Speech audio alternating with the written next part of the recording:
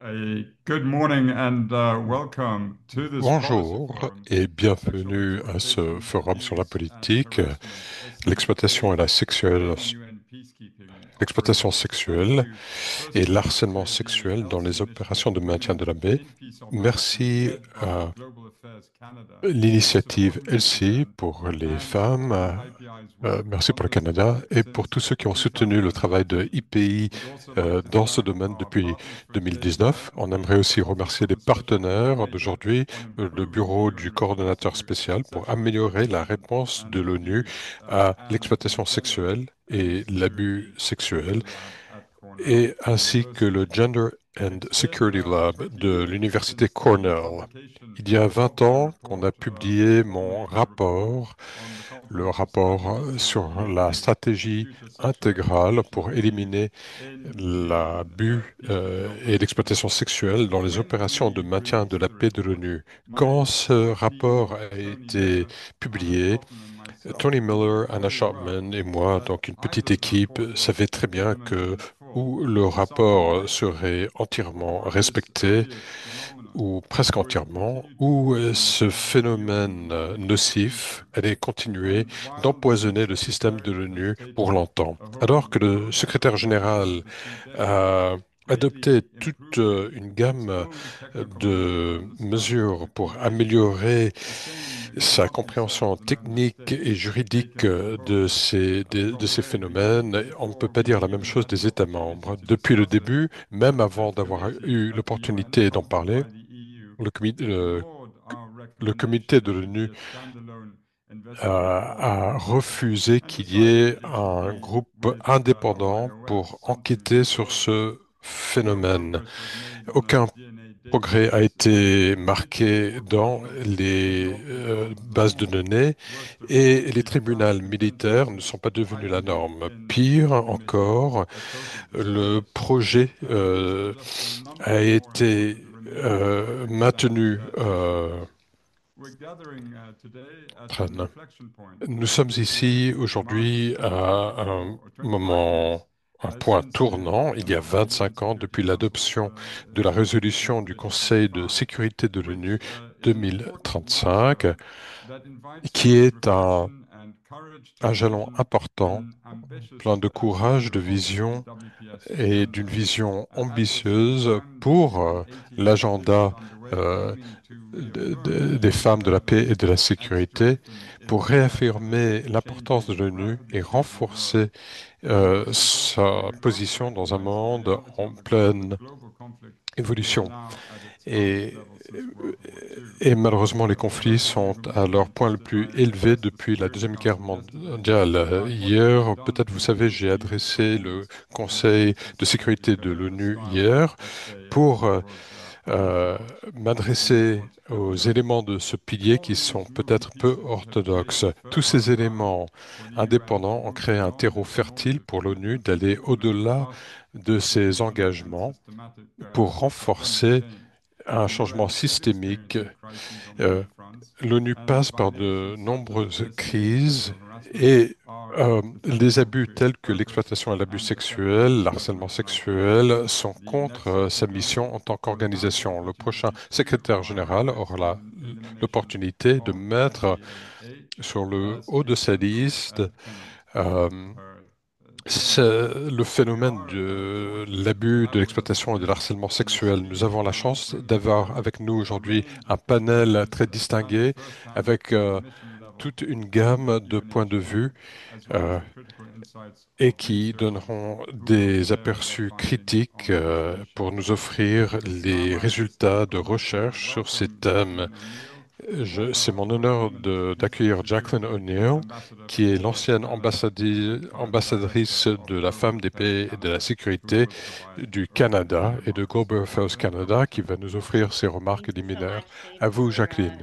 for those very Merci, Zaid, characteristically pour incisive and clear points. ces remarques très Bonjour à claires toutes et à et tous. caractéristiquement Greetings to incisives. everyone from Donc, bonjour beautiful à tout le monde. Ottawa, Canada, Bienvenue and I'm depuis la belle yours. ville de Ottawa, au Vraiment Canada. le grand plaisir de pouvoir me joindre à vous. Please permit me to hopefully effectively Permettez-moi, cover all that s'il I vous say plaît, by de peut-être couvrir toutes les bases en notant que tous les protocoles ont été respectés. En tant que l'ancienne ambassadrice du Canada, responsable pour le thème des femmes, la paix et la sécurité, et aussi été responsable pour l'initiative LC pour les opérations de maintien de la paix des femmes du Canada, pour augmenter le nombre de femmes, la représentation des femmes dans ces opérations par une mobilisation, un plaidoyer et une contribution à ces initiatives. Certaines recherches soutenues par cette initiative, on va parler donc des recherches de l'IPI menées sur la réponse aux questions du genre de l'ONU et aussi sur le cadre juridique qui gouverne les soldats de maintien de la paix de l'ONU. L'action qui a été entreprise après de si nombreuses années est encore en laisse et devrait être basée sur les preuves, mais les recherches et les données sont encore très rares. Nous avons vu que l'abus, l'harcèlement et l'exploitation sexuelle ont pour trop longtemps été considérés comme des thèmes marginaux ou périphériques. Ce sont des violations de droits, mais aussi mettent en danger des opérations de maintien de la paix pour compléter leur mandat et mettent en danger l'efficacité et la durabilité de ces missions et fragilisent aussi la confiance parmi les populations desservies et aussi l'engagement des États qui contribuent ces effectifs. Nous avons compris au Canada que la méconduite dans les forces armées et policières ont mérité une attention très rapprochée. Euh, Nous, mes collègues Phoebe et les autres collègues ont souligné tous ces thèmes dans leurs recherches y inclut le fait que la racine de ce comportement sont fondées sur un abus du pouvoir qui font partie d'un continu. Ça ne commence jamais avec le viol, ça commence avec l'harcèlement, le manque de respect, les remarques sexistes qui montent en intensité où ils sont ou tolérés ou même récompensés, donc tolérés par un manque de redevabilité. Nous savons ce qui est toléré et même récompensé par les chefs d'une organisation pour définir la culture d'une organisation. Il y a bien d'autres choses que nous devons savoir et apprendre, comment maximiser l'efficacité des formations afférentes à ces thèmes, les structures, comment intégrer plus d'hommes, comment les motiver dans ces sujets pour qu'il y ait des politiques plus inclusifs et avec une plus grande prise de responsabilité et une meilleure priorisation de ces thèmes. Donc, merci à IPI, aux chercheurs et au Canada pour nous aider à évoluer dans ce sens. Merci beaucoup, Jackie. Merci, Zaid. C'est magnifique de vous accueillir. Je m'appelle Phoebe Donnelly et je mène le programme de Femmes, Paix et Sécurité à IPI et je vais être l'animatrice, la modératrice de la discussion. Je suis aussi co-auteur de deux de ces rapports dont on va parler aujourd'hui. J'aimerais remercier l'initiative ELSI menée par Global Affairs Canada pour leur soutien continu à ce genre d'efforts. Et merci aussi au bureau du coordinateur spécial pour améliorer la réponse de l'ONU à l'abus et l'exploitation sexuelle, ainsi que le Gender and Security Lab de l'Université Cornell. Merci beaucoup à notre groupe magnifique de panélistes. Je pense que nous allons avoir un échange très intéressant et j'aimerais aussi dire que dans l'année qui nous attend, il y aura des événements et des lancements de projets en relation avec notre partenariat auprès de LC. Je vais annoncer très rapidement que nous allons avoir un sondage sur les préjugés sexistes dans les opérations de maintien de la paix de l'ONU. Ce sondage sera dans la messagerie dans le clavardage pour tous ceux qui pourraient intéresser toute personne qui ont fait partie de ces missions. C'est très important pour les buts de notre recherche de partager vos retours. Il y a deux rapports qui vont être publiés. Donc, mettre en lien les pratiques sexistes dans les opérations de minorité et les formations sur l'exploitation et l'abus sexuel pour les soldats des opérations de maintien de la paix, l'efficacité et les limites. Ces publications se trouvent dans notre site web et ont tous les deux été traduits vers le français. Ce webinaire a jouit des services d'interprétation vers le français. Il y a les trois petits points au bas de la page. Vous pouvez, pour trouver les services d'interprétation. Si vous êtes dans les médias et que vous voulez rejoindre, donc, euh, n'hésitez pas à rejoindre le Zoom. Donc, il y aura des discussions du panel et il y aura un temps laissé pour les questions et les réponses. Donc, ceux qui sont sur Zoom, n'hésitez pas à placer vos commentaires ou vos questions dans le clavardage. Je vais commencer en posant une question à chaque panéliste et puis ils vont nous faire leurs remarques liminaires. Donc, je vais commencer avec le sous-secrétaire général et le coordinateur spécial sur l'amélioration de la réponse de l'ONU à l'exploitation et l'abus sexuel, Christian Sanders. Christian Sanders, quelles sont les étapes mesurables et tangibles que l'ONU peut entreprendre au siège de l'ONU et sur le terrain dans les missions pour promouvoir la culture qui empêche l'exploitation et l'abus sexuel? Merci Phoebe, merci Zaid, merci Jacqueline et Amanda. Je suis heureux d'être avec vous et merci aussi à IPI pour le GSS, donc le Gender and Security Sector Lab, et pour tout ce qui améliore la sensibilisation et la conscience pour empêcher et protéger les populations contre l'abus sexuel. C'est une démonstration de responsabilité très importante. Dans les 3 ans que je suis dans ce poste, j'ai vu toutes les opérations de maintien de la paix et certaines à plusieurs reprises. Je me suis déplacé vers des pays où il n'y a pas d'opération de maintien de la paix et j'ai trouvé que euh, la et c'est absolument critique de faire cette démonstration euh, parmi les responsables pour empêcher l'abus sexuel. Au siège,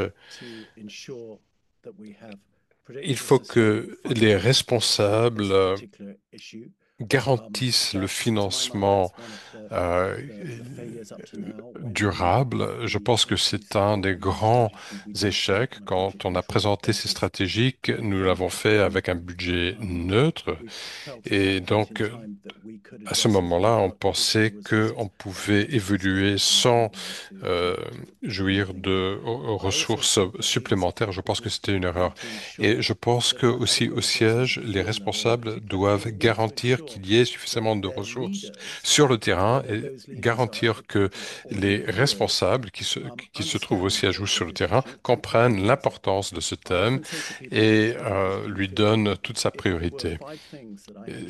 S'il y a 5 choses que devrais mettre en haut de ma liste sur le terrain, ça serait une de ces choses. Car c'est un problème qui ne va pas disparaître.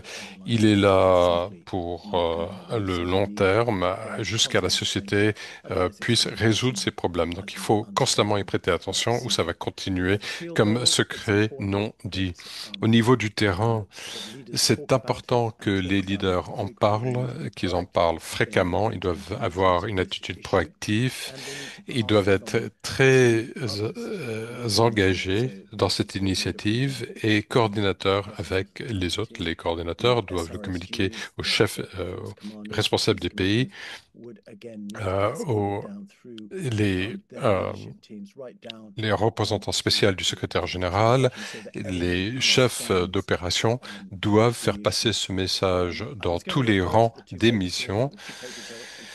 Je vais faire référence aux 2 enquêtes parce que c'est aussi ça parle aussi de l'exemple des responsables. Pourquoi est-ce que l'exploitation et l'abus sexuel ont été un dossier séparé au niveau du secrétaire général? C'est parce que quand Antonio Guterres, il y a 9 ans, a assumé sa position, il veut s'assurer que les deux choses allaient recevoir toute sa priorité. Donc, son idée, c'était que si les choses étaient séparées et qu'il avait des équipes dédiées à chaque élément, il recevrait toute la priorité qu'il méritait. Mais depuis lors, on a beaucoup appris. Avant, l'ONU pensait que l'abus sexuel était un problème de ressources humaines et qui faisait partie à l'intérieur des effectifs, donc bleu sur bleu. Euh, mais depuis lors, on a écouté les membres des communautés locales et on a beaucoup appris. Donc, voilà. Donc, je n'ai pas mis le chronomètre. Alors, dites-moi quand euh, je suis parler. Donc, je pense qu'il faut servir la communauté locale et l'ONU. On voit que l'exploitation et l'abus sexuel peut survenir à toute personne à tout moment. C'est souvent bleu sur bleu. Un bon exemple, c'est quand un manager senior dit à un collègue junior qui ne va pas renouveler son contrat. L'abus sexuel n'est pas quelque chose qui a lieu par hasard au sein Autre des chose, à effectifs. mon avis, qui est important de reconnaître, c'est que on n'a pas encore beaucoup de femmes et pas de femmes en nombre suffisant à des postes de responsabilité et des postes décisionnaires. Donc, on a besoin de continuer de pousser dans cette direction, particulièrement dans les services hors uniforme, dans la police, mais aussi la police et l'armée. On a trouvé que finalement les femmes étaient souvent reléguées à des postes plus conventionnels et stéréotypés pour les femmes. Et il y a un plafond de verre d'une certaine manière. Les gens pensent que finalement le niveau le plus élevé que les femmes peuvent atteindre dans les opérations de paix, c'est de participer aux équipes de contact avec la population. Donc, on doit aller au-delà de ça et on doit avoir des femmes à des postes de responsabilité dans les opérations de paix. Donc, je pense que la chose la plus importante en termes de leadership, c'est que les leaders de l'ONU soient déterminés à travailler dans ce domaine et qu'ils soient proactifs pour régler ce problème de manière continue. Maintenant, peut-être, et en conclusion, je dirais que la raison pour laquelle les leaders de l'ONU ne sont pas suffisamment impliqués vis-à-vis de cet enjeu, c'est pas une question de savoir où vous êtes né, le Canada, le Royaume-Uni, la Jordanie ou le Nigeria, etc. On est tous conditionnés depuis notre plus jeune âge à parler, à ne pas parler de ces enjeux, en fait. Ce sont des sujets qui existent, nous savons qu'elles existent, des fois entre adultes consentants, et donc c'est un sujet tabou d'une certaine manière, et les gens n'aiment pas en parler. Je pense que c'est un facteur qui fait que les gens sont souvent pas à l'aise. La deuxième raison, c'est pas quelque chose qui fait la une des journaux. Et les leaders, et en tout cas quand ça fait la une des journaux, évidemment ça n'est pas bien. Et donc les gens n'aiment pas se rapprocher de cet enjeu parce que ça a le potentiel de dérailler leur carrière. L'autre chose, je pense qu'en termes de leader et de proximité à ce problème, c'est qu'on a un peu un problème de culture en fait dans les services et les unités sous uniforme et au sein de l'ONU. Souvent on ferme les yeux sur ce type de choses et on ne prend pas des mesures. Je pense que c'est une erreur considérable. Je pense que lorsque ces choses se produisent, on doit confronter de manière robuste et on doit être vu comme des personnes qui traitent ces enjeux de manière déterminée. Donc, merci beaucoup pour tous ces points excellents. Maintenant, il y a beaucoup de choses à parler. Maintenant, je vais passer la parole à Diane Roark, qui est une spécialiste en postdoctorat sur les enjeux de genre et de sécurité au Gender and Security Lab, co-auteur avec moi, Déane. Et donc, si vous pouvez nous parler un petit peu sur la base des analyses de données, un petit peu à quel point les formations pré-déploiement dans le domaine CEA, des forces de police et de militaires de l'ONU, en fait, comment ça fait une différence et quelles sont les limitations? Oui, absolument, merci. Et donc, je m'appelle Diane Roque, je travaille avec Phoebe et je suis en post-doctorat au laboratoire sur le genre et la sécurité à l'Université de Cornell. Et je vais parler un petit peu aujourd'hui des conclusions de notre enquête. qui est intitulé Formation sur l'exploitation et les abus sexuels pour les soldats de la paix en uniforme, et efficacité et limitation. Et c'est un rapport où il y a d'autres auteurs entre le GSS et l'IPI, notamment le docteur Phoebe Donnelly, docteur Sabrina Karim, moi-même et le docteur Mouib Rahman. Et donc, ce sont des données à propos des politiques qui viennent travail qui a été fait en matière de données de l'enquête Measuring Opportunities for Women in Peace Operations, on mesurait les opportunités pour les femmes dans les opérations de paix. On a mesuré et collecté des données dans 10 pays, 12 institutions de sécurité. Ces données représentent plus de 4000 forces de police et des forces armées. Et vous pouvez les voir dans ce tableau ici, en fait, l'utilité de ces données, particulièrement dans cette étude, c'est qu'elles représentent en proportion égale à la fois les femmes et les hommes. Et elles sont divisées de manière égale entre les deux et représentent donc toute l'expérience des forces déployées de l'ONU.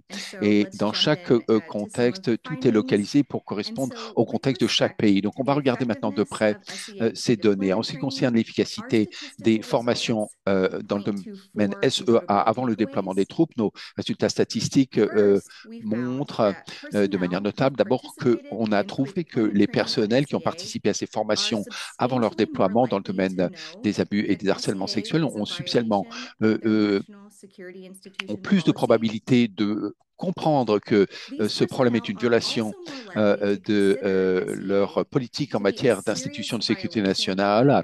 Ces personnels donc ont plus de probabilité de considérer que l'exploitation, les abus et le harcèlement sexuel constituent un problème grave en matière de violation des politiques.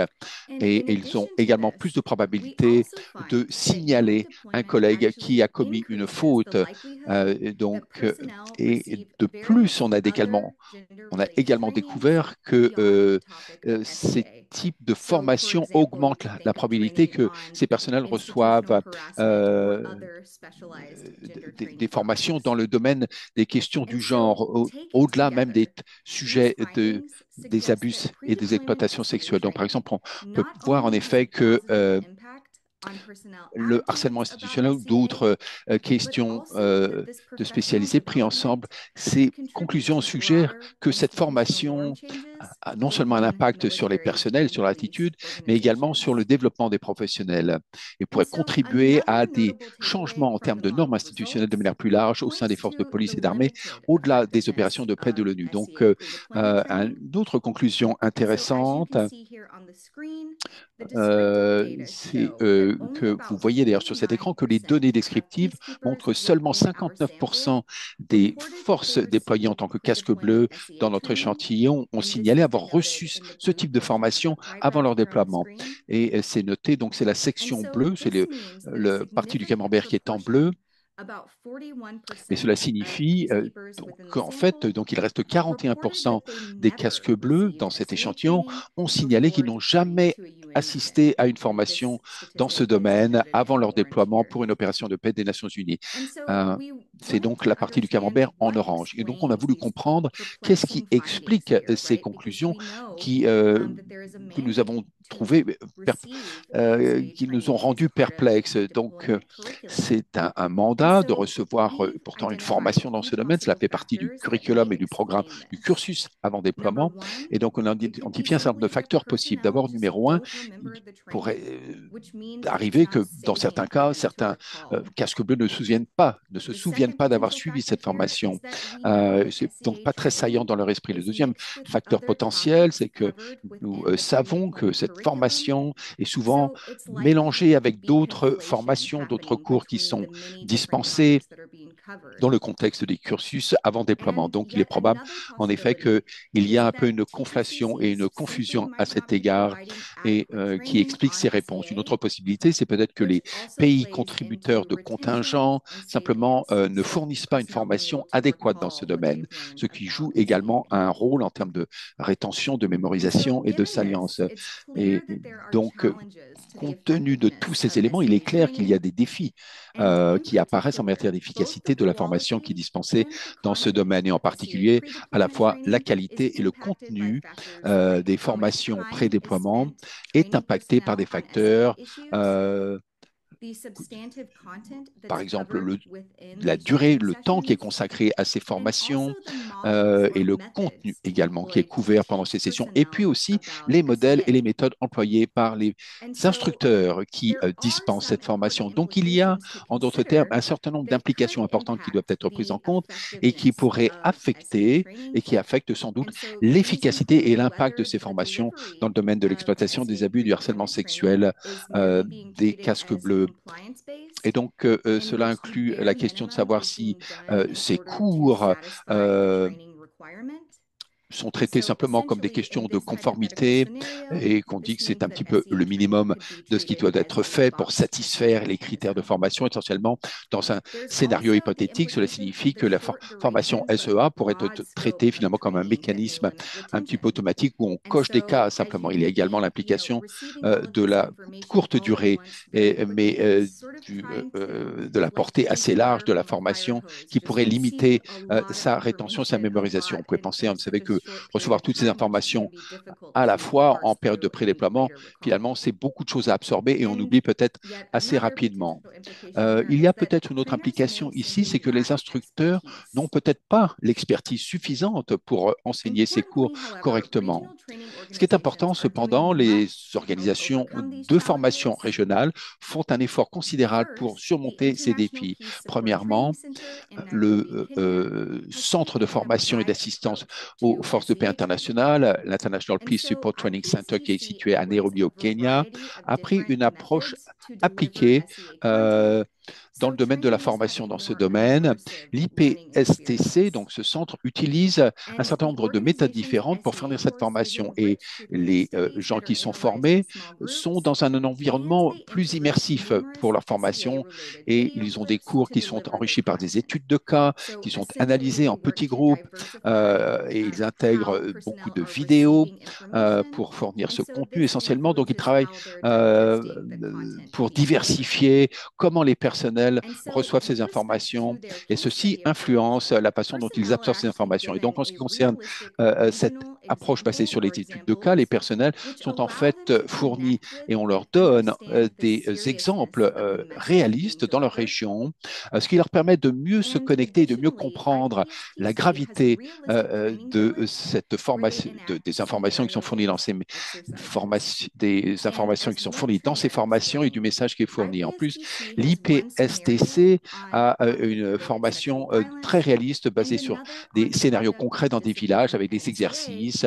L'IPSTC, par exemple, a un scénario qui est basé sur un contexte de un exemple de violence sexuelle liée à un conflit. Et dans un autre contexte de discipline, on essaie de tester leur compréhension, l'application de leurs connaissances acquises dans ce domaine. On peut également regarder ce que fait le Centre international du Caire sur la résolution de conflits, le Cairo International Center for Conflict Resolution. Donc, pour comprendre comme d'autres bonnes pratiques en matière de formation SEA, les gens qui assistent à ces formations fournies par ce centre doivent participer et utiliser des méthodes d'apprentissage appliquées en mettant ensemble et en construisant des présentations pour démontrer comment ils ont appris et assimilé la formation. Et pour ces pressions, les gens qui sont formés, on leur donne un scénario dans lequel ils doivent, on leur demande de parler à un collègue dans leur propre unité militaire qui est en fait opposée à ce type de formation. Les participants donc sont requis de construire un message, comment ils vont répondre à quelqu'un qui est opposé à ce type de formation, et un message convaincant. Donc dans ce type d'approche, on réfléchit au fait qu'une formation significative peut créer des changements de comportement. Et donc, Et cela montre au bout du compte que l'organisation peut s'assurer que le message est parfaitement adapté au contexte et notamment au contexte culturel et social des gens qui participent et assistent à ces formations. Pour encourager la formation, donc, cet agenda est réalisé par ce centre stratégique en utilisant donc des messages qui sont plus familiers dans le contexte culturel donné, en utilisant des exemples et des valeurs qui sont bien alignés avec les principes de prévention dans le domaine des abus sexuels. Et donc, globalement, ces approches basées sur plusieurs méthodes différentes euh, en matière d'organisation, en rapport aux organisations de formation, mettent l'accent sur l'utilité de la formation dans ce domaine et ce qui montre l'utilité de ce type de formation. Donc voilà, c'est tout ce que j'avais à vous dire. Et maintenant, je vous repasse la parole et je serai ravi de répondre à vos questions un peu plus tard. Diane, merci beaucoup. Je dois dire qu'il y a d'autres centres de formation tels que ceux que vous avez mentionnés. Il y en a au Ghana, au Brésil. Donc, on a essayé un petit peu de voir et on écoute les critiques pour essayer de voir ce qui se passe et comment d'autres exemples positifs dans d'autres régions du monde peuvent nous aider à continuer à fournir ce type de formation qui sont efficaces. Je vais également signaler, je le sais que les deux articles de Dan et Evan qui ont été présentés représentent un temps considérable qui ont été passés pour examiner des questionnaires et on a parlé à beaucoup de gens et beaucoup d'instructeurs et de gens qui ont été formés et cela a été très utile. Donc maintenant, je vais passer la parole à davantage de gens qui travaillent sur le terrain. Je suis ravi de passer la parole à Buki Aweyemi, qui est directrice du comportement et de la discipline pour Minerso, qui est la mission de l'ONU pour l'organisation des référendums au Sahara occidental. Et qu'est-ce que vous avez appris dans votre expérience et qui vous montre en effet et qu'on pourrait apprendre davantage suite à ces expériences? Merci beaucoup. Merci de m'avoir invité pour expliquer ce que signifie MINURSO. Donc, c'est la mission euh, des Nations Unies pour le référendum pour l'organisation d'un référendum au Sahara occidental. Donc, mon mandat, c'est d'empêcher l'harcèlement sexuel et tout genre de conduite de ce genre. Donc, c'est le comportement sexuel, c'est l'harcèlement sexuel, ça fait partie de la définition utilisée par l'ONU. Qu'est-ce que nous avons appris? Donc, après, donc, mon expérience avec Minorso, on voit que c'est très étendu et un de nos mandats a été la formation. Mais alors, la question se pose, c'est alors de faire la compilation des données et de leur analyse depuis 2003 aucun rapport sur l'exploitation sexuelle, l'abus sexuel, a été entrepris au sein de Minorso. Et c'est assez alarmant. Ça veut dire que vous n'avez pas de programme SEA. Vous avez l'harcèlement sexuel, mais c'est autre chose. Je vais en parler dans un instant. L'SEA, c'est en fait l'exploitation sexuelle ou l'intention de l'harcèlement sexuel, l'abusant de la vulnérabilité, une position de pouvoir pour miner la confiance du public, donc pour profiter. euh, Qu'est-ce que ça veut dire? Donc, ça veut dire que nous, en tant qu'effectifs de l'ONU, nous sommes ici en tant que euh, pour l'opération de la paix. Peut-être que ce n'est pas le cas en Sahara occidental en ce moment, mais tout de même, nous maintenons nos responsabilités en tant que soldats euh, pour le maintien de la paix. Donc, que ce soit donc tout le monde en Afrique, en Maroc occidental, Sahara occidental, l'AIUN, nous sommes là pour le maintien de la paix. Donc, les femmes sont là, font partie des effectifs internationaux. Nous avons pas un contingent militaire, nous avons des officiers, des experts militaires sur le terrain. Euh, Nous avons aussi des volontaires de l'ONU et aussi des sous-traitants internationaux. Donc, nous sommes tous le personnel de l'ONU et nous devons respecter les normes de l'ONU. Donc, la question, c'est pourquoi est-ce que nous n'avons pas de SEA? Pourquoi est-ce que cette mission est différente? Elle n'est pas différente. Euh, Tout le monde est libre de signaler ce que représente SEA, mais la culture ne leur permet pas de signaler ces incidents. Donc, nous sommes limités. Et malheureusement, dans la formation, euh, le SEA a lieu, mais les, le personnel pense que oui, le SEA est là, la définition de cet abus est là, oui, tenter de violer quelqu'un, tenter d'avoir une relation illégale, mais ce n'est pas ça. SEA, c'est tout euh, qui est contre une personne qui est de la région, mais parfois, on vient vers moi, on me dit que nous sommes des adultes consentants.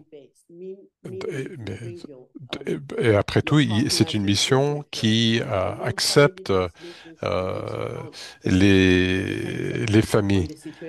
Donc, ça dépend des situations. On peut ou non amener sa famille. Donc, ma réponse et ce que nous avons développé, c'est que nous sommes sous l'obligation de l'ONU de signaler des instances de SEA. Le consentement, ça veut dire non. Ça va, ça va faire partie de notre prochaine campagne sur le SEA.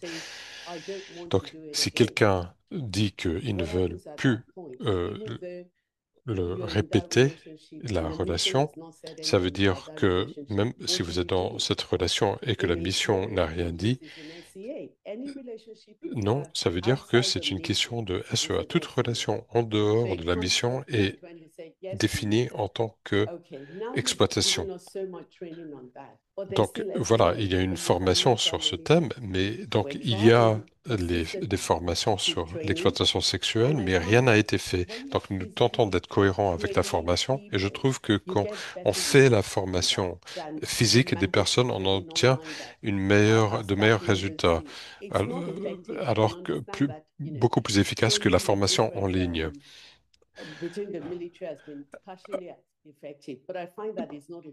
Mais en fait, c'est pas du tout efficace, la formation en ligne, parce que les gens font du papier-collé, il n'y a aucun suivi de votre formation. Donc, qu'est-ce que vous faites? Vous faites un papier-collé, et ceci est rendu évident dans les données que nous avons obtenues. Donc, qu'est-ce que vous faites avec les données? Quand est-ce que la politique rentre en jeu? Nous n'avons pas une politique qui est efficace. La dernière politique date de 2018. Donc, il y a 6 ou 7 ans. Qu'est-ce qui a changé depuis lors? Ce n'est pas efficace. Donc, dans votre mission, quand vous vous rendez sur place, nous avons 19 postes dans le désert. Là-bas, vous avez le personnel militaire et vous pouvez poser des questions, et ils comprennent alors la signification d'être en violation, en non-respect du SEA, de l'exploitation sexuelle et de l'harcèlement, de l'abus sexuel. J'ai invité le sous-secrétaire général qui s'était rendu ici au mois de mai. Alors, la participation dans la formation est efficace quand nous avons un dirigeant qui est là, sur place. Nous nous sommes rendus sur 5 sites, nous avons obtenu des informations, nous avons fait une évaluation des risques, et nous avons pu, pour mieux et pour comprendre pourquoi nous n'avons pas eu de signalement de l'exploitation et de l'abus sexuel. Il y a un dirigeant qui est venu de New York, un sous-secrétaire général, pour communiquer ce message, pour dire que toute SEA est un interdit. Et on a trouvé que la définition de l'harcèlement sexuel n'a pas été efficace. Qu'est-ce que vous faites de l'harcèlement sexuel dans votre formation?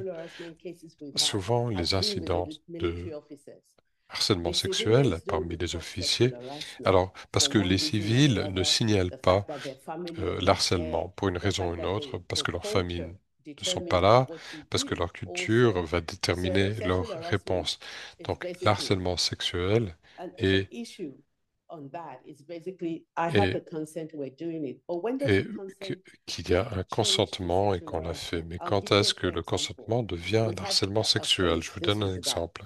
Il y a eu un cas, il y a environ 5 ans,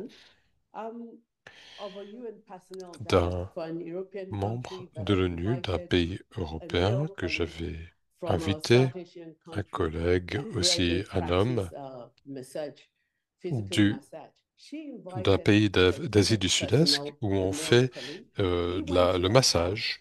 Donc l'homme est allé chez elle où elle a fait ce massage et elle a trouvé qu'après un certain moment, elle trouvait que quelque chose, elle sentait quelque chose sur son dos, quelque chose de bizarre. Et elle a dit, il faut que vous partez. Mais après, elle a signalé l'incident, que cet officier est venu chez elle. L'officier a dit que c'était avec son consentement. Donc à ce moment-là, il fallait voir si c'était un harcèlement sexuel. Parce que le consentement veut toujours dire non. Donc voilà des exemples pratiques de ce que nous avons et de ce que nous faisons. Nous publions des revues, nous développons, nous avons développé un code QR pour lire le contenu, parce que parfois il n'y a pas la permission ou il y a une limite dans les communications avec des personnes de la région. Donc comment communiquer par des revues? Les gens peuvent venir pour obtenir une copie de la revue. Les membres du personnel peuvent emporter chez eux les copies de ces revues. Il y a une boîte pour soumettre les complaintes pour que nous puissions enquêter euh, en bonne et due forme. Euh, Nous développons aussi une réalité augmentée où nous sommes capables euh, d'envoyer des messages, juste un petit message pour dire que SEA, ça veut dire non, il faut s'arrêter. Donc, nous espérons que ceci deviendra une réalité, que le SEA cessera d'exister. Et j'ai cette équipe SEA, les chefs de mission qui se réunissent et je fais des formations pour eux, sur eux, pour qu'on puisse communiquer verticalement, pour former les membres de l'équipe. Il y a des points de contact pour SEA dans les rangs militaires et les superviseurs de chaque département. Pour les encourageants, nous avons une campagne dans la mission et donc pour que nous puissions nous harmoniser et puis être coordonnés pour voir où les points d'inflexion se trouvent pour que nous puissions avoir des résultats. Merci.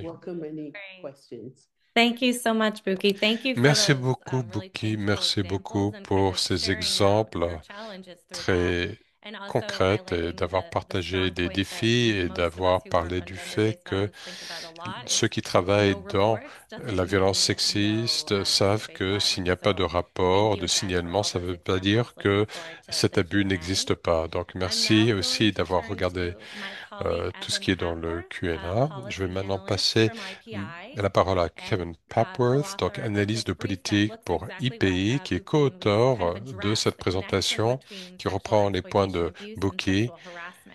et de So, comment Evan, if you could répondre à share l'abus what are some et of the à l'harcèlement benefits and sexuel. Donc, challenges Kevin, to quels sont les considering avantages et les SEAH difficultés more holistically pour in your que peacekeeping settings? le, pour que l'abus sexuel soit pris en compte plus holistiquement dans le contexte de l'ONU. Merci Philippe, merci pour tous ceux qui sont présents, merci à tous les panélistes pour leur épée œuvre pour mieux comprendre l'harcèlement sexuel dans les opérations de maintien de la paix. Euh, euh, commis par les casques bleus. Nous avons trouvé que presque 30% des casques bleus femmes qui ont complété le sondage avaient souffert l'abus sexuel au sein de leur mission. Sur la base de cette recherche, nous voulions comprendre comment cet abus interne a mené à des abus externes dans la communauté. Donc, il y a eu une autre présentation sur les opérations de maintien de la paix et l'abus sexuel et voir le lien avec la communauté locale qui existait ou non dans la pratique. Donc, utiliser SEA, exploitation et abus sexuels, harcèlement sexuel, pour mettre en lien ces deux formes de violence sexiste et illustrer qu'ils existent dans un même continu. Souligner que cet acte peut exister dans différents contextes. Donc, c'est un terme qui couvre tous les cas. Donc, mettre en lien l'harcèlement sexuel et l'abus et l'exploitation sexuelle. Donc, l'exploitation et l'abus sexuel et l'harcèlement ont les mêmes causes, mais dans les politiques, on les sépare. Cette séparation peut porter à la confusion et miner les initiatives. Mais nous avons commencé à voir qu'il y a eu plus de politique dans le système de l'ONU, y inclus à part du PNUD, de l'OMS, qui ont des politiques sur SEAH, donc en comprenant l'harcèlement. Donc c'est une approche plus holistique, mais il y a des difficultés pour le faire dans le système actuel. Donc je voulais me concentrer sur deux secteurs clés pour mieux prendre en compte holistiquement le SEAH. Donc les avantages et la prise de responsabilité. Ceci nous permet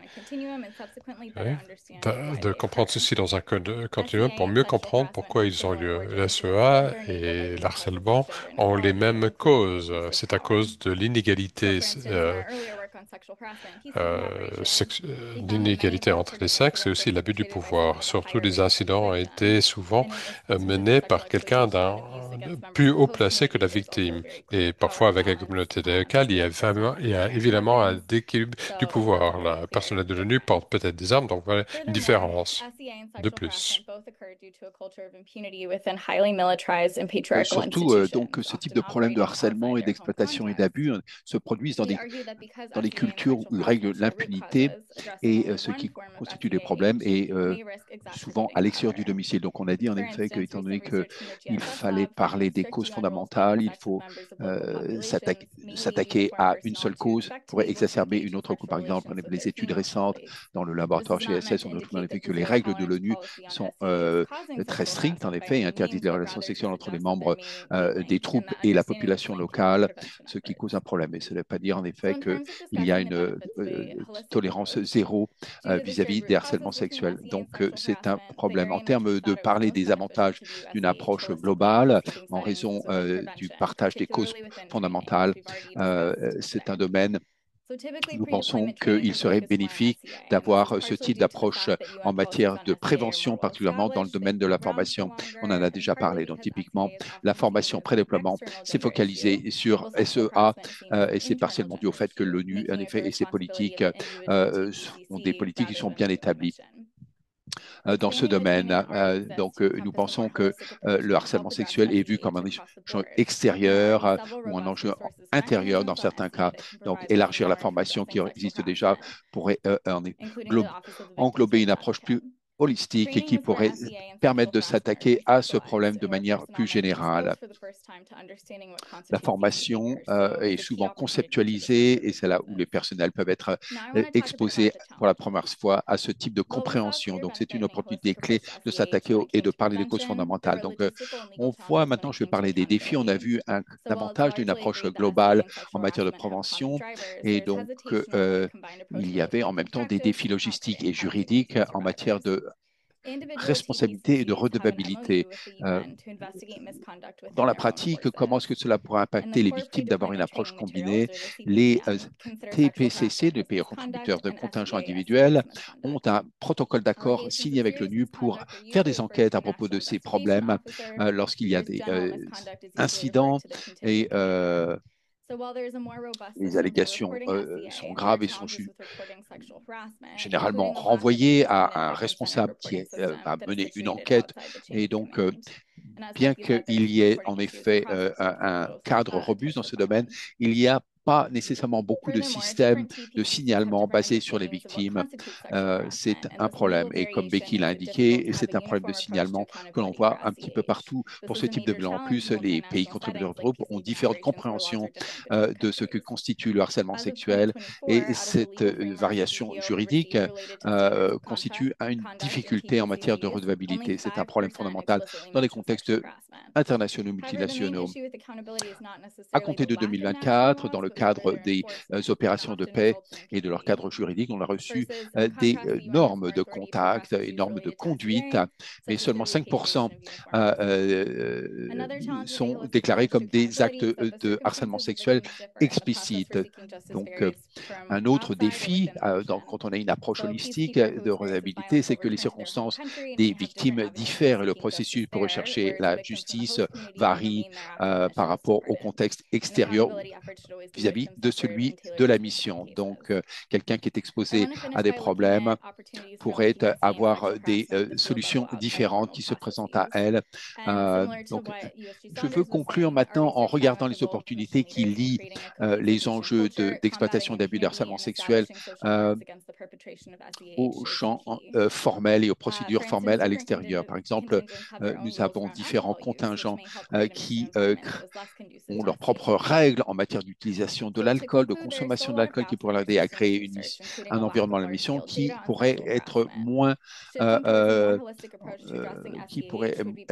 mené à moins d'abus dans ce domaine. Donc, il est très important en effet qu'on comprenne bien qu'avoir une approche holistique pour régler ce problème permettra de s'adresser, lutter contre les causes fondamentales, mais il existe un certain nombre de défis qui persistent et donc utiliser des mécanismes robustes qui existent pourrait aider l'ONU à élargir son rôle pour renforcer sa lutte contre la violence, les abus et les harcèlements, l'exploitation sexuelle. Et maintenant, merci beaucoup Evan. Donc maintenant, sans plus attendre, nous avons la dernière intervenante. Ce n'est pas la moindre. Je vais me tourner vers Aiko Alwakiwi.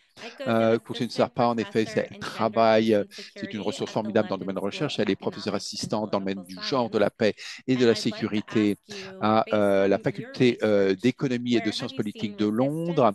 Et je voudrais vous demander, sur la base de vos études, Aiko, où est-ce que vous avez vu de la résistance en matière de formation dans les questions du genre dans le contexte des opérations de maintien de la paix de l'ONU et comment est-ce qu'on pourrait naviguer et confronter ces défis? Merci beaucoup Phoebe et merci beaucoup de m'avoir invité à participer à cette discussion. C'était un vrai plaisir de lire en effet tous ces articles produits par l'IPI et je suis honoré. Donc, j'ai participé à des formations dans les questions du genre pour les opérations de maintien de la paix, y compris, mais sans y être limité, dans le sujet de l'exploitation et des abus sexuels au cours des 15 dernières années, premièrement en tant que membre d'une ONG qui était impliquée pour concevoir un peu ce type de formation. Je dois noter que mon travail a été piloté largement par ce qui se passe dans le domaine de la formation au niveau pédagogique.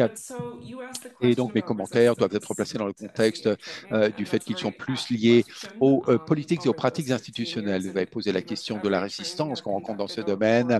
C'est une question très judicieuse, effectivement, au cours des 15 dernières années. C'est quelque chose que j'ai souvent observé. Il y a de la résistance, quelque chose, en effet, que l'instructeur rencontre également et qui permet de déclencher une discussion très saine. Premièrement, j'aimerais mentionner quelque chose. Ce n'est pas toujours ceux qui sont formés, qui résistent en fait. La résistance au message SEA ou des formations SEA est parfois exprimée par les instructeurs eux-mêmes ainsi que par les participants. Donc, j'ai vu des instructeurs qui étaient très bien formés, qui étaient d'excellents formateurs. Il est clair que dans d'autres cas, on a vu que la formation était fournie par des gens qui n'adhéraient pas complètement à cette politique, à tous les aspects de cette politique, ou simplement qui fournissaient ces formations dans le contexte où ils n'avaient pas les connaissances nécessaires et l'expertise nécessaire pour répondre aux questions, par exemple, des participants. Et donc, cela entraînait qu'ils répondaient des fois à côté et pas exactement comme il fallait. La deuxième chose, c'est que la résistance n'est pas toujours une chose négative, en fait, lorsque les participants en formation, les instructeurs eux-mêmes remettre en question les politiques dans le domaine de l'exploitation des abus et des harcèlements sexuels. Ça peut être difficile pour ceux d'entre nous qui sont déterminés à les empêcher, mais c'est important de noter en effet que la résistance peut être une partie normale du processus d'apprentissage. En fait, lorsqu'on demande aux gens de réexaminer certaines de leurs convictions personnelles, leurs attitudes, de leurs valeurs, etc., on doit s'attendre à une certaine résistance.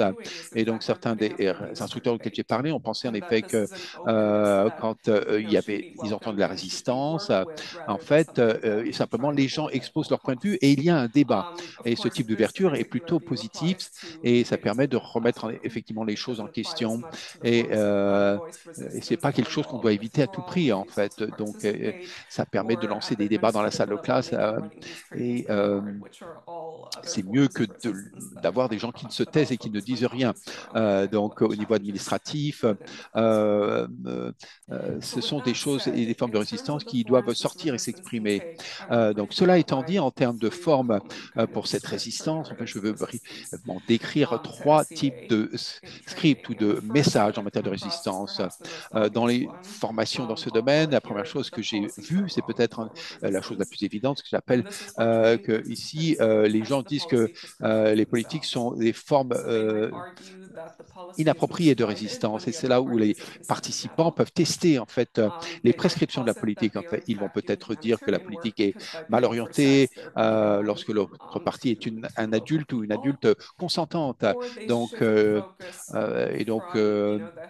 qu'ils font un travail humanitaire et parce que en effet, il y a des gens qui veulent être payés pour des relations sexuelles vous savez, les effets de ces formations sur les victimes elles-mêmes, ils insistent qu'ils sont en droit d'avoir des relations sexuelles pendant des périodes de déploiement longues, en effet. Donc, cette conversation souvent est centrée sur l'interdiction du sexe transactionnel, l'interdiction d'avoir des relations consentantes, comme vous le savez. SEA englobe beaucoup de comportements différents. Donc, ce sont ceux qui sont remis en cause le plus souvent. Et c'est ça que je voulais mentionner. Et la deuxième forme de résistance que je vais mentionner sont les différentes formes. En fait, parfois les participants à ces formations disent que cette formation n'est pas quelque chose dont ils ont besoin, en fait. Et donc, on voit ce comportement. Et là, ce type d'argument est troublant, surtout lorsqu'il implique une certaine supériorité qui a des connotations raciales ou de supériorité culturelle. Donc, je n'ai pas besoin de ce type de formation et c'est peut-être plus approprié dans d'autres pays que dans le mien. Il y a un autre défi, en fait, et qu'on entend, et c'est qu'en dépit d'avoir ce type de comportement, en fait, il y a quand même une réticence à intervenir pour signaler, par exemple, lorsqu'ils deviennent informés qu'il y a un comportement quelque part qui est de l'exploitation, de l'abus sexuel. Donc ça, c'est une autre variation du même problème. C'est un peu un défi dans cet espace, la formation qui travaille dans le domaine du SEA pour un contingent est parfois mentionnée, et cela révèle aux formations qu'ils sont en fait des gens qui assistent potentiellement à ces situations. Donc, et la dernière forme de résistance que je vais mentionner est un petit peu différente. Donc, dans toutes les formations, on a mené des enquêtes, on a posé des questions à propos de la séparation entre la politique et les formations, entre l'exploitation sexuelle et les abus, le harcèlement sexuel commis entre par exemple, des casques bleus eux-mêmes entre les troupes il y a des choses qui sont couvertes par des mécanismes différents. Ça résulte du fait que la formation, souvent les instructeurs interrompent la conversation lorsque des gens mentionnent du harcèlement sexuel parce qu'ils disent que ça ne fait pas partie du sujet, etc. Ça peut avoir un effet invalidant considérable sur la personne qui parle d'un problème et d'une expérience de harcèlement sexuel sur son lieu de travail. Et cela limite la discussion des causes sous-jacentes courantes de ce type de comportement, et notamment lorsqu'il intervient des notions de supériorité racialisée. Donc, dans cette dernière forme de résistance, en fait, je veux vraiment mentionner en effet que c'est également un point qui révèle qu'il y a une faveur et souvent du concept d'exploitation sexuelle parfois. Donc, comment on peut naviguer à travers tous ces défis? En fait, je pense que ils peuvent être, on peut s'y attaquer par le biais de formation, certes, mais il y a besoin qu'il y ait des changements plus larges au niveau institutionnel pour changer les états d'esprit, les mentalités et pour avoir une application homogène des cadres de politique.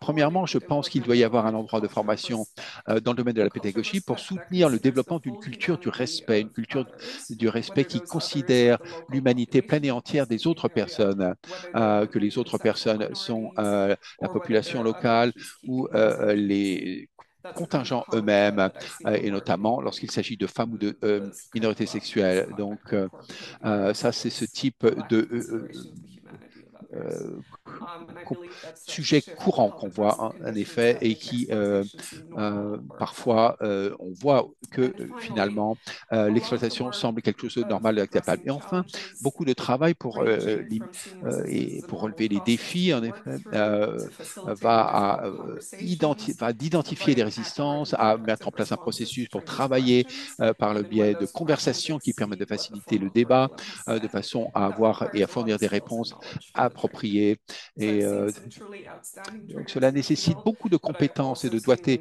de la part des instructeurs qui doivent bien comprendre la situation. Et j'ai vu des instructeurs qui sont vraiment formidables sur le terrain. Donc, l'une des réponses à ces défis, ce serait d'investir davantage dans les sujets professionnels et la formation des instructeurs. Voilà, je vais m'en tenir là pour l'instant. Merci beaucoup, Eka. C'est un point vraiment formidable, en effet, d'avoir mentionné tout cela. Que vous avez mentionné, en effet, signaler des résistances, ce n'est pas toujours négatif, ça peut déclencher des discussions dans la salle de classe et c'est utile. Donc maintenant, on va avoir un tour rapide de questions qui vont être posées à nos membres du panel. Je les élimine un petit peu à quelques questions. Donc merci beaucoup à tous ceux qui veulent se joindre. Donc je vais poser quelques questions. Je vais vous donner un moment. On va passer dans l'ordre inverse de l'ordre dans lequel ils sont exprimés. On a quelques minutes pour cela. Si vous avez des commentaires à faire, n'hésitez pas à faire des commentaires maintenant sur tous les sujets qui ont été mentionnés dans la partie du panel. Donc, les questions ont été groupées dans différentes catégories. Je pense que la première, peut-être pour le secrétaire d'État adjoint Sander ou pour Buki, ce serait particulièrement en effet d'essayer de voir en effet, comment on peut s'assurer que les leaders sont déterminés à lutter contre ce type d'exploitation et d'abus sexuels dans le contexte de priorités qui sont en concurrence, par exemple, en matière d'effectivité militaire. Donc, c'est une question il y a certaines questions qui portent sur le volet culturel dont on a parlé, compte tenu des différentes nationalités qui existent dans les différentes unités militaires. Comment est-ce qu'on s'assure que une culture positive est répandue de manière constante? Et donc, peut-être que ce serait formidable une question pour Yuki. Comment est-ce qu'on peut assurer que les victimes sont à l'aise de signaler leurs problèmes, le problème qu'ils ont rencontré, l'abus qu'ils ont rencontré, particulièrement dans le contexte de la sécurité. Et enfin, quand on réfléchit à la question de l'abus de pouvoir, comment est-ce que le système onusien pourrait mieux confronter cette cause fondamentale et s'assurer qu'il y a de la révéabilité et pas d'impunité? Donc, à ECHO, donc je vais commencer avec toi. On va être dans l'ordre inférieur. Il nous reste à peu près une demi-heure. Donc, je vais vous donner chacun et chacune environ 3 minutes. Excusez-moi, j'étais encore en train d'écrire. Can you repeat the question on the Donc, culture? est-ce que vous pouvez répéter la question pour ce qui est la question sur la culture? Oui.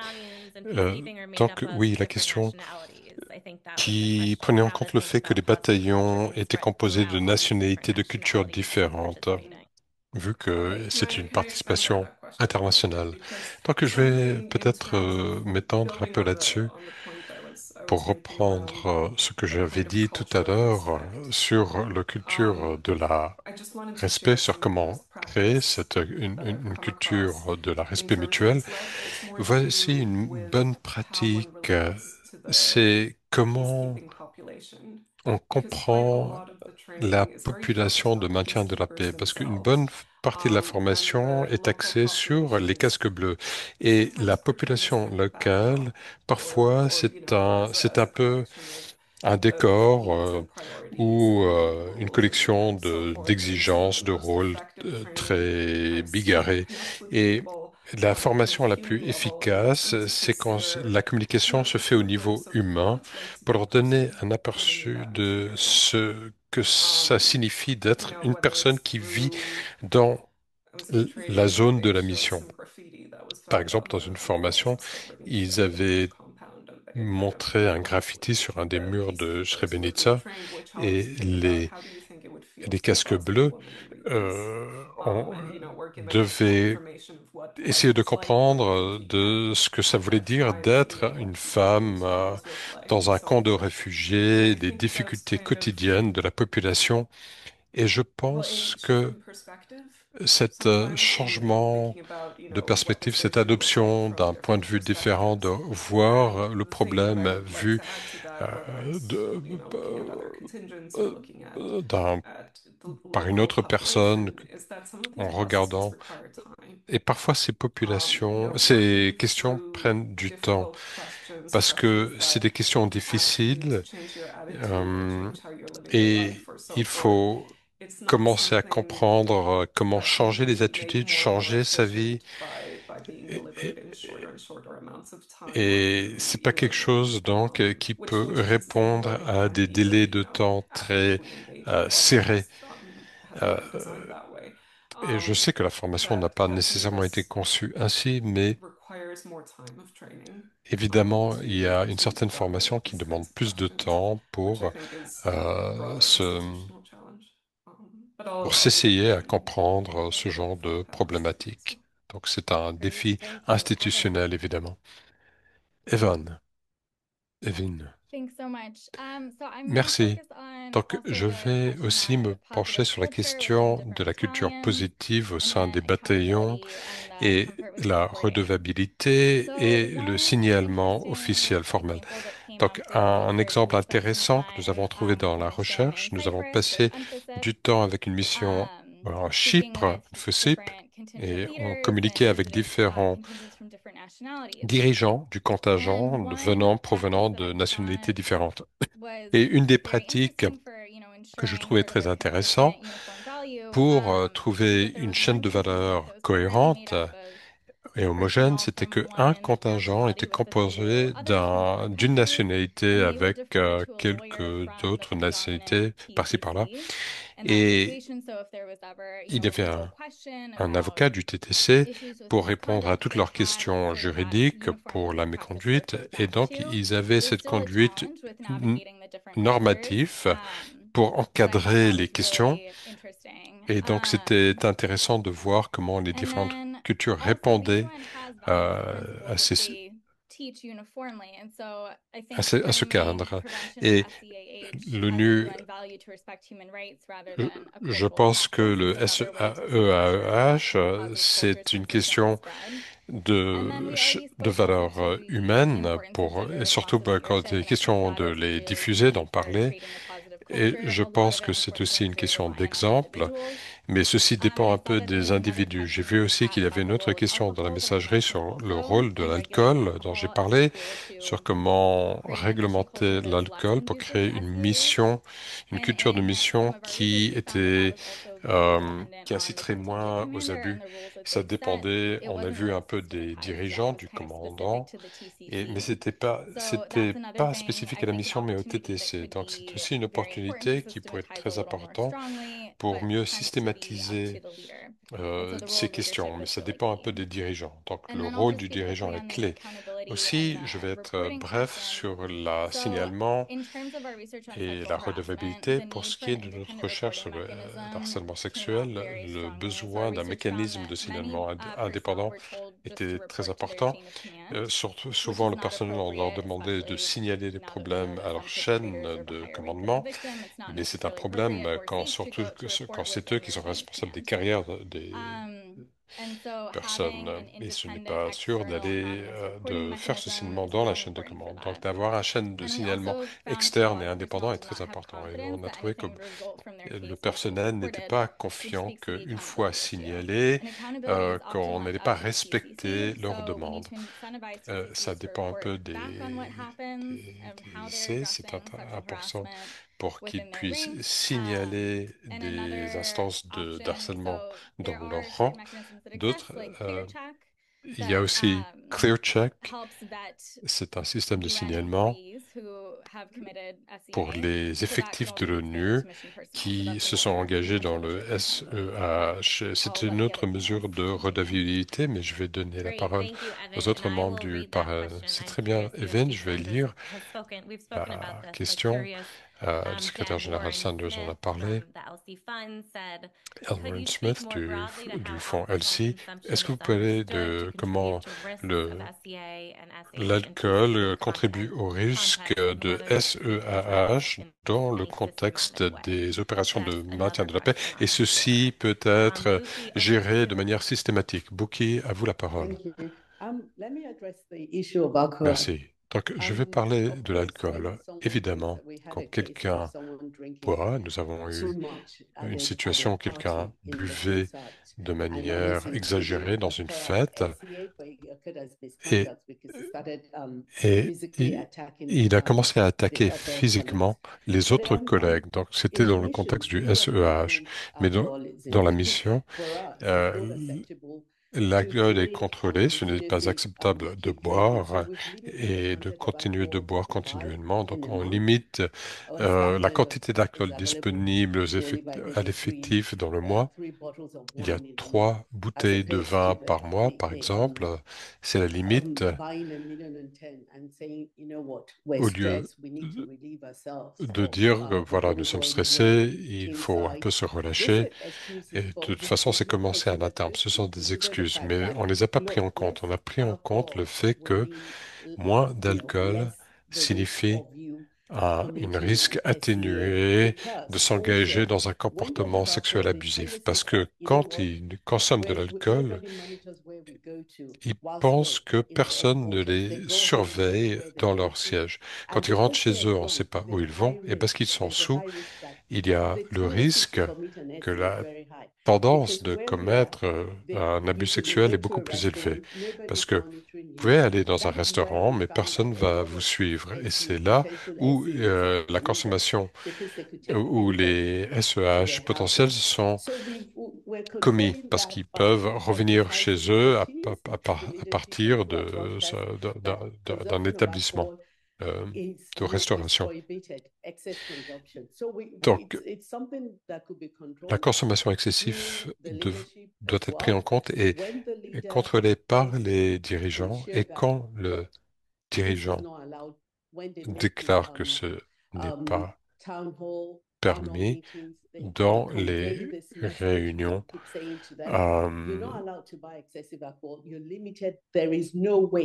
régulières, une fois qu'ils connaissent la répercussion de consommer trop d'alcool, cette personne peut être rapatriée, surtout s'ils ont un problème de consommation.